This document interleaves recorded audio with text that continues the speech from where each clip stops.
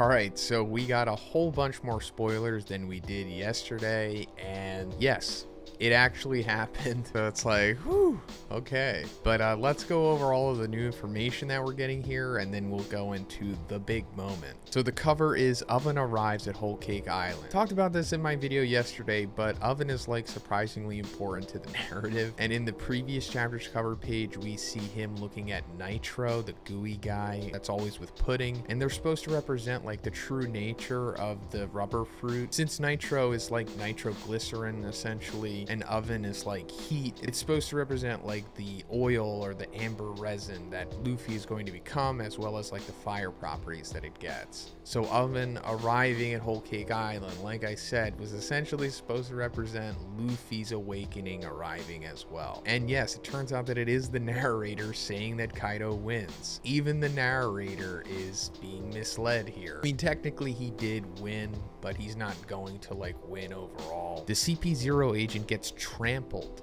The CP0 agent has a farewell scene, but you cannot tell if he is dead, although the scene implies he is. Alright, we talked about this yesterday too. Seems like this guy was going to kind of have like a face turn or something, because he had that moment with X-Drake where he was like, "Why are you doing what you're doing, Drake?" And Drake said, "Because this is what my justice tells me to." And he said, "Well, then I envy you." So either Oda is just going to drop that there and we're supposed to just be like, "Oh, well, what was ever going on with that guy? I guess we'll never know." But I also think that he kind of has to see Luffy awaken, right? So he can relay it back to the Gorosei. But then I also thought, I guess, you know, there's plenty of people that could do that. And given how these huge arcs end, huge significant characters just randomly start showing up in like the last couple chapters. So that could always happen too. Kawamatsu asks the samurai to escape. There is no honor if you burn to death. So I guess he's talking to samurai plural here and not just Raizo. Kaido arrives inside the castle and says Luffy is dead. He also says that Momo has to give up. So we saw this in the previous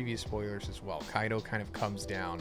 Everyone assumes Luffy has lost, and now they're just like, are you kidding me? Kid and Law feel that Luffy lost and go to fight. So they're probably the most that are sharing that sentiment, because they already talked about this last 2 chapters or something, where it's like, you know, I hope Luffy wins because, you know, after taking out Big Mom, we have nothing left. And I think Law even made a joke about how he'll just bend the knee to Kaido at that point, which obviously he's not going to. Nami calls Kaido a snake and a liar. Kaido attacks Nami, but Marco defends her. Kaido will fight until Momo gives up. Nekomamushi and Carrot also go to fight. Momo wants to give up and not let anyone die, but Yamato tells him no. She says, "Let's die together." So yeah, we talked about this in the previous spoilers as well, and it's essentially happening the way that we thought it would. Zunisha says, "I heard it. I heard that sound that I didn't hear in 800 years. And Momo asks, "What did you hear?" And Zunisha says, "The drums of liberation. There is no doubt. He is here." Who? And Zunisha says, Joy Boy has come back. So yeah, this is something that we speculated about in the previous video as well, because we heard something about Zunisha hearing drums of liberation or something like that, and we were like, okay, is this like Luffy psychically through Conqueror's Haki or whatever, like putting this into Zunisha's mind, and then that's supposed to symbolize that he is awakened? And it turns out, yeah, that's absolutely the case. But I also thought that there was a possibility that maybe Zunisha was going to talk to Luffy and then wake him up and tell him that he was Joy Boy, but nah, we're just skipping that, and it's just the opposite. In a crazy panel, Luffy's body melts, and his straw hat does as well. Something happens to him, and then we see a panel of what it looks like, and in this panel, it's kind of Luffy just smiling. You know, the classic D smile. But now his head is like melting, and it has the aesthetic of like treble. Think about the Beta no Mi. I'll put some pictures here, but it just literally has that aesthetic with Luffy doing the D smile. There's also like steam coming out of him and some steam coming from his mouth, similar to like the gear steam, I guess. The sound effect bubble next to Luffy says Nika. Nika means grin, but the use of it to replace the usual sound effect for Luffy is really Oda hammering us in the face with the Luffy / Nika / Sun / Dawn parallel. And then the leaker says just this bit about Nika might not be 100% true, so wait for the scans in the official. The name of the fruit isn't mentioned in the chapter. The comment of the editor is the man laughs in silence. And then of course there's a break next week, as we knew. All right, so let's break this down. For anyone who is unaware, we have been talking about this for a couple weeks now. Uteron, the one above all One Piece YouTuber, showed us that this was going to happen in this chapter because of the punnery that Oda uses in all of his numbering of the chapter. If you break down 1043 in Japanese, you get 10 Ju, 4 Chi, and then 3 Mi, Jushi Mi, which means resin fruit, like Jushi no Mi. And the whole Nika thing here, I'm pretty sure is like the true name of the Gamu Gamu no Mi. It's the Nika Nika no Mi. I know that sounds super problematic, but just please bear with me. This also means that this was the fruit that the Gorosei was talking about a couple chapters back.